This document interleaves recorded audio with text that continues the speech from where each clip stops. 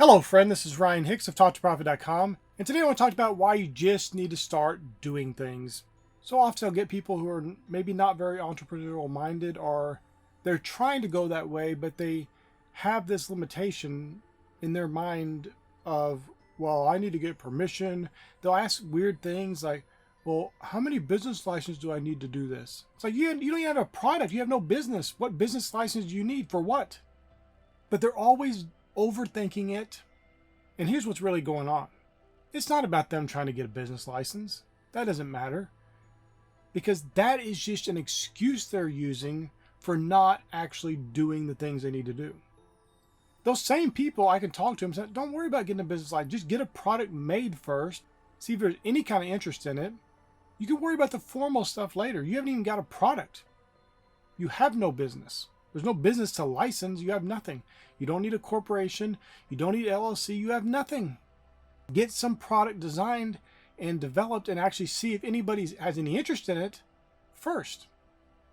And you talk to them 2 or 3 weeks later, they've done nothing. Well, did you at least get a DBA? Did you do anything? What about LLC? You were talking about that. Is that the big holdup? Did you do that? Well, no, I'm still thinking about it. So the reality is the getting a business license or whatever hurdles they thought they needed to go through, or at least were pretending they need to go through, that was just an excuse to try to throw people off of asking them, why aren't you doing anything? You have this great idea. You say it's going to make money. You're doing nothing. Don't let yourself be caught up in this. It can sound like a valid reason. You can have some good reason you think for not doing the thing you're doing. I talked to somebody one time, and I've mentioned this in the past, where they're talking about starting a bakery. And they're going through all these things they needed. We know the vent hood's going to cost this much, and $5,000 for this, and $10,000 for that, and all these leases. But wait, do you even know if anybody wants to buy your product? Well, people like them. Yes, but you're giving it to them for free. You're giving them cookies for free. Most people are going to be nice and just say yes. You start putting a price tag on that, then you find out if they really like it or if they were just being nice. Or maybe they weren't just being nice. Maybe they really did like it, but they didn't like it enough to pay for it. They didn't like it enough to buy it. And this is where you have to be wise. You don't need to go sign some 5-year business lease for your building and lease a bunch of equipment and start hiring people when you don't even have a product that you know people will buy. And I'm not discouraging you from doing it. I'm saying to actually do it. To actually go out there and do it. Don't try to use all these little obstacles. Well, I got to get a business loan for $100,000 for this and that. No. Get some flour and make yourself some cookies.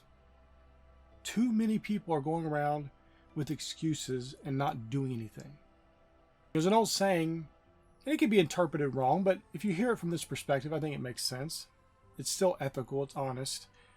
And the saying is that it's better to ask for forgiveness than to ask for permission.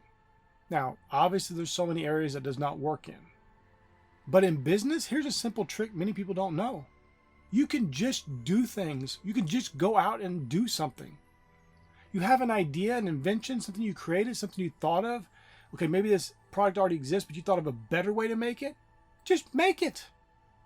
Buy a 3D printer if you need to and print it and see what happens. Is anybody else interested in it? Maybe you could sell it. I've seen everything from stickers to drawings to 3D printed little brackets that helped make some sort of electronic device work better or fit differently or whatever. It doesn't matter. There's probably something you have a good idea of and you could start making some money from. You just need to take action. You don't need a bunch of permission. You don't need patents. And listen, patents and trademarks and all these things can be valuable and good. But if you don't even have anything and you don't even have any proof that the market even desires it, you can sink a lot of money to those things and just have a bunch of useless patents and trademarks. I'm not discouraging you from doing that. My point is, get going. Do something. Take some action. Just get out there and do it. The worst that can happen is people don't want your product or people don't want your service. No big deal. You're losing very little money, a little bit of your time. No problem. It's way better to go that path, and at least you did something than to be the person that a year later has still not done anything in their business because they got all these excuses. What about a business license? What about this loan I need? What about I need a warehouse for this? You have no products. What are you going to put in the warehouse? Yourself in a chair? I've known people who have been talking about doing things for years and they haven't taken any steps toward actually doing the things. They have these great business ideas. They haven't done a thing. That's why people come to me and say, well, would you like to invest in my business idea? Like, probably not. And I'll tell them, do you have anything going from it? Is the service up and running? Is there any kind of product being made? Well, no, I just have this idea. No, I don't even want to hear it. And the reason I say that is very important because some people might think I'm being flippant here. I'm not. You don't want people telling you their ideas and then maybe you come up with something similar or even in the similar vein and then you get sued because you somehow stole someone's idea or something. That kind of nonsense happens all the time because people have these ideas that they have done zero implementation of. And it's an idea you might have already had and already been working on. And then they tell you it. And now you got this problem of trying to prove who came up with the idea first. It's better to not even hear those useless ideas because listen, here's the thing. You can come up with endless ideas. I have books full of ideas. Many of them I'll never do anything with. Some of it's very interesting. I'll come up with an idea and I'll go and research it and I'll find out. I'll give you one of them as an example. It was a portable pool. I was just sitting somewhere waiting for a meeting. I just had that idea. What if you could travel around with a big pool and just bring it into areas? It was a hot day in Texas. I just thought, wonder, sure enough, it had been done before. It had been done decades ago. It was not some new idea.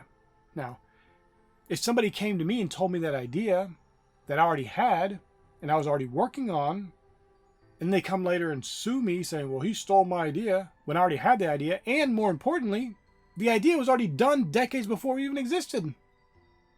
You want ideas and you want them that are good ideas that you can actually take action on now? Just go and seek God. Seek His wisdom. Let Him give it to you. Receive it. And you know what? You can have a huge number of ideas. Coming up with ideas is very interesting. It's very much like exercising. Maybe you first start off and you're lifting weights. You're doing a bench press and you can only do 135. Maybe you can only do one single rep. Not a whole lot. Maybe the next day you can do 2. And so on and so forth. And 3 months down the line, you're able to do it 10 times and you're able to increase the weight. The thing is with inventions and with ideas, it's very much like that. Most people's creativity has been shut off. That part of them that's linked to the Creator, where we get our creative ideas and focus and blessing from, in most people is turned off. But it's right there ready for you to turn it back on. And it will take time. It'll take time for you to get built up to where you just have dozens of ideas a day. Doesn't mean you're going to act on all of them. But you just get in that mode and God gives you that creativity, and some of them will be great ideas. Some of them you just come up with some templates, some ideas, and you'll sell that to someone else who maybe is better suited to implement that and put it into action.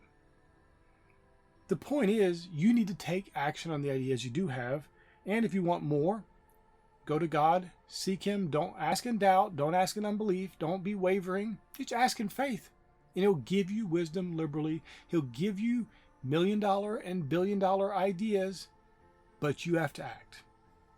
If you get those ideas and then you ruin them by sitting around coming up with excuses, well, do I need a business license? Well, I probably need to get a loan and all this stuff, instead of just going and doing what you can right here and now. Because one of the things I've discovered throughout my years of entrepreneurship is these ideas come to a lot of people. There may be this $1 billion idea and you think you came up with it, and maybe you did, but God's also placed it in the hearts of maybe a dozen other people. So the time is right for that idea. You need to take action as soon as you get it. Don't delay, don't wait, because somebody else out there can be trusted by God and they'll do it. And here's another reason why. If you don't take action on a good idea God gives you, you just shrink back, make excuses, procrastinate. Why would He trust you with any more good ideas? This is powerful. You've already proven you can't be trusted in the small thing. We know the parable of the talents. You're that person with the one single talent who buried it. Instead of being the man with the 5 talents or the man with the 10 who is doubling it up and getting more as a result of his efforts. A result from the creativity that God's given them. So don't be that person who shrinks back. Don't be that person who doesn't take action on the great blessing of an idea that God has given you. My friend, get out there and just start doing things. Stop looking for excuses. Stop looking for permission. Oh, who do I need to talk? What city council? And do? Just go out there and do stuff. Now, I'm not telling you to do things that go against some sort of building code or legal or whatever. Nothing like that. Most of you are just putting those things up as excuses for why you just aren't going to do anything. Just be honest enough at least to say, I'm not going to do it. I had this idea, it's great, and I'm not going to do a single thing about it. You don't need to make excuses. But better yet, just go start doing things. Start taking action. Start creating that product. Start creating that service. Start seeing if anybody has any interest in it. Put a price tag on it and see if people are willing to pay for it. And watch as you are blessed mightily in your endeavors. My friend, I pray this is a blessing for you. May God bless you richly.